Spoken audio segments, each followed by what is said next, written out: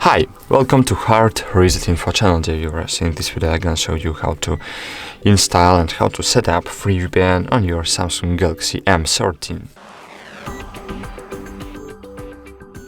So firstly, I have to tell you that a free VPN is not safe to work with or view banned content because free VPN doesn't protect your private data. Let's get started. Firstly, open Play Store and find here Turbo VPN application. Find it and open it, install it. I have already installed. See the watch. Click skip video.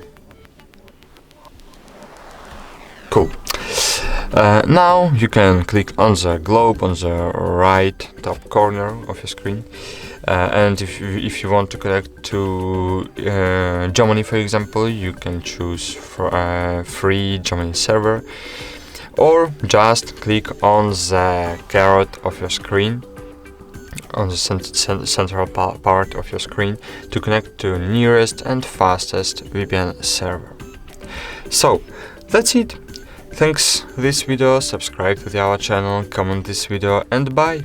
See you.